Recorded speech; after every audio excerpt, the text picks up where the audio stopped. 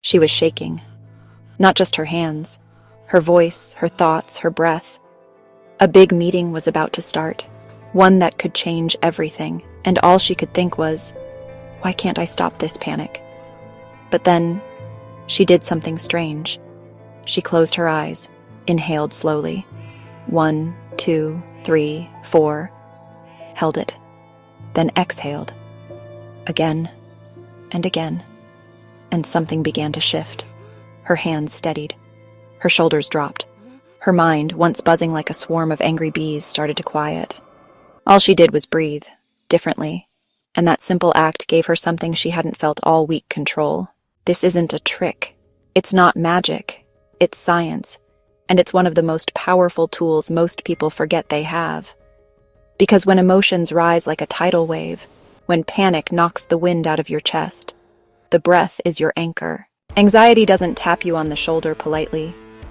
It crashes in like a storm, your heart racing, your thoughts spiraling, your breath shallow and rapid.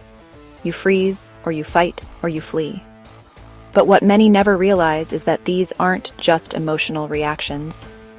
They're physical ones, hardwired into the body's ancient survival system, the sympathetic nervous system, the part of you that gets ready to run from danger, to survive. But there's a lesser-known system quietly waiting in the background, the parasympathetic nervous system. This one slows things down. It calms, it heals, it brings you back to safety. And the only way to switch from fight or flight to rest and restore is through your breath.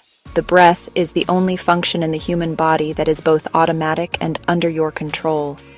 That means when life feels completely out of your hands, when your thoughts, your fears, your reactions all feel bigger than you still have one lever to pull: your breath.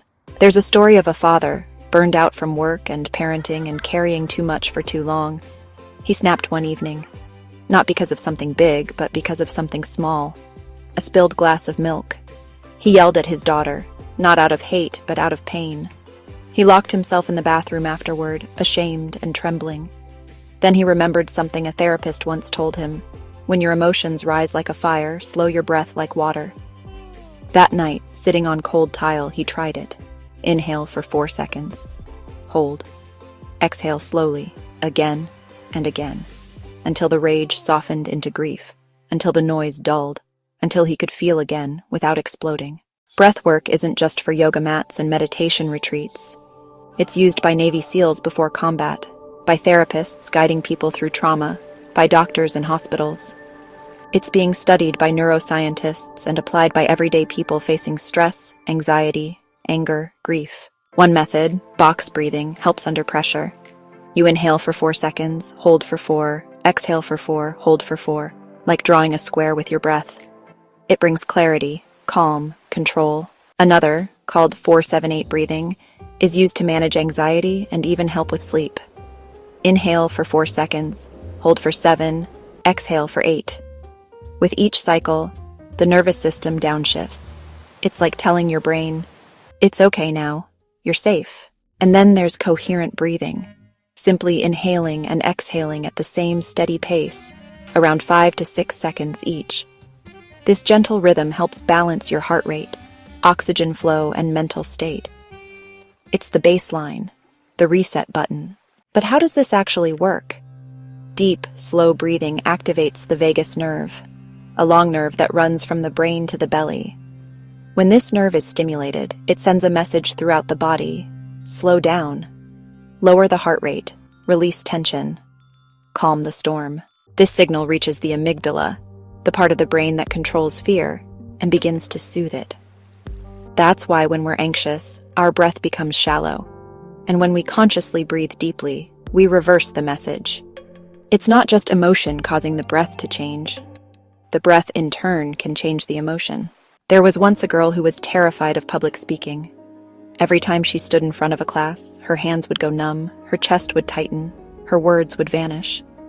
She avoided presentations for years, until a counselor gave her a tool so simple it felt ridiculous.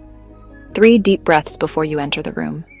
1 breath before each sentence. She tried it, nervously at first, then religiously.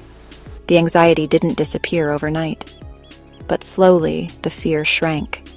Her breath became a rope she could hold on to when everything else felt like quicksand. And one day she stood up, spoke clearly, and sat down without crying. It was a small win, but it meant everything. And that's what breathwork gives you. Small wins, quiet victories, the ability to stay with your emotions instead of being swept away by them. Because mastering your emotions doesn't mean never feeling them. It means feeling them fully, without becoming them. You don't stop anger by pretending it isn't there. You slow your breath and let it pass like a storm.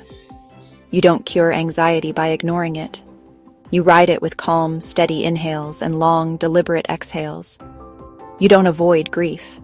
You breathe with it, beside it, until it's done speaking. The breath doesn't erase what you feel. It holds it, gently, like a parent holds a crying child. That is what mastery looks like. Not perfection, but presence. And the truth is, most people don't lack emotional control. They just lack emotional tools. And this one, the breath, is always there. Always waiting, always free. So the next time you feel overwhelmed, before you react, before you spiral, do the simplest thing. The most ancient thing. The most human thing. Close your eyes and just breathe. Because sometimes the most powerful way to change how you feel, it is to change the way you breathe. Don't forget to like this video if you found it helpful, and be sure to check out our other mental health education videos.